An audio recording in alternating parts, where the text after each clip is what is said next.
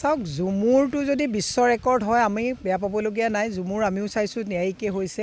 যোনে ঝুমুৰৰ নৃত্য মানে আখৰা কৰিছে শিকাইছে তেওঁলোকক আমি ক্ৰেডিট দিছোঁ যে তেওঁলোকে ঝুমুৰটো খুব ধুনীয়াকৈ এটা বিনন্দীয়া হিচাপে পৰিৱেশন কৰিছে। ৭,৫০০ ঝুমুৰত ল'ৰা ছোৱালীয়ে অংশগ্ৰহণ কৰিছে, কিন্তু পৰীক্ষাৰ সময়ত পাতিছে।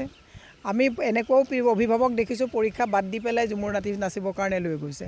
সমান্তৰালভাৱে আকৌ এফালে ঝুমুৰ হৈ আছে, আনফালে আকৌ চাহ শ্ৰমিকসকলে ৩৫১ টকা তেওঁলোকৰ ন্যায্য প্ৰাপ্য বিচাৰি পেলাই প্ৰতিবাদ কৰিছে। ৩৫১ টকা বাদ দিয়ক, আজি ৩ মাহ ধৰি বহু বাগানত তেওঁলোকৰ যিটো প্ৰাপ্য বোনাছ সেই পইচাবিলাক তেওঁলোকে পোৱা নাই।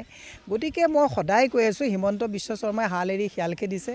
হিমন্ত শৰ্মাই সদায় এখন উৎসৱ আৰু মেলাৰ যোগেদি মানুহক মানে যেনেকৈ ব্ৰিটিছে মানে আপোনাৰ কানি খুৱাই মানুহক মানে এনেকুৱা এটা অৱস্থালৈ লৈ গৈছিলে, চিন্তা কৰিব পৰা নোৱাৰা এটা পৰিৱেশলৈ লৈ গৈছিলে।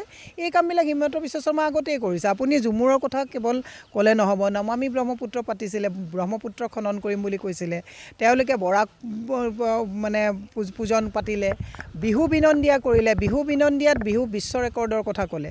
আপোনালোকে ইতিমধ্যে গম পাইছে বিশ্ব ৰেকৰ্ড বুলি ইয়াতহে কথাবিলাক মিডিয়াত কৈ থাকে। আপুনি বিশ্বৰ জাপানত গৈ বিহুৰ কথা সুধিলে গম পাব নেকি? কোনেও গম নাপায়। আপুনি অষ্ট্ৰেলিয়াত গৈ বিহু যে ইয়াত হৈছিলে কাৰোবাৰ মনত আছে নেকি? আমেৰিকাত গৈ কাৰোবাৰ বিহুৰ কথা মনত আছে নেকি?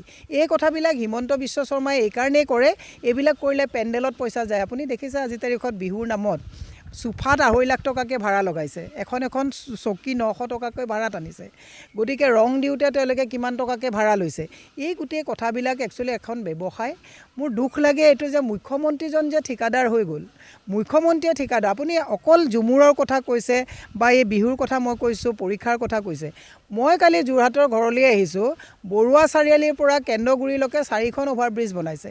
অভাৰব্ৰিজ বনালে আমি বেয়া নাপাওঁ। অভাৰব্ৰিজৰ কাষত আজি ইমান যুগ ধৰি ক্ষুদ্ৰ যিবিলাক দোকানী ব্যৱসায়ী আছিলে তেওঁলোকৰ অৱস্থা কি হ'ব? আৰু ইমান অভাৰব্ৰিজ লাগে নেকি য'ত ১,৬৮,৮৫০ কোটি টকা ধাৰ, এটকা দুটকা ১,০০০ ১০,০০০ নহয়, ১,৬৫,৮০০ কোটি টকা ধাৰ আছে। অভাৰব্ৰিজ ইমান বনাইছে। অভাৰব্ৰিজবিলাক তেওঁ বনাইছোঁ বুলি ক্ৰেডিট লৈছে।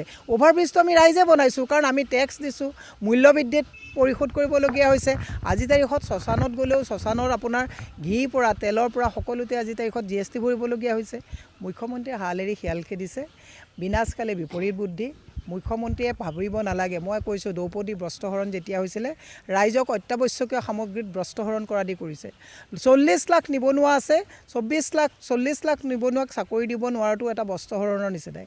দুৰ্যোধনে যেনেকৈ বস্ত্ৰহৰণ কৰোঁতে ফূৰ্তি উল্লাস কৰিছিলে, উৎসৱত ফূৰ্তি উল্লাস কৰিছে ৰাইজে, কিন্তু তাৰ পৰিণাম এই দুৰ্যোধনৰ যেনেকুৱা হৈছিলে হিমন্ত বিশ্ব শৰ্মাৰো হ'ব।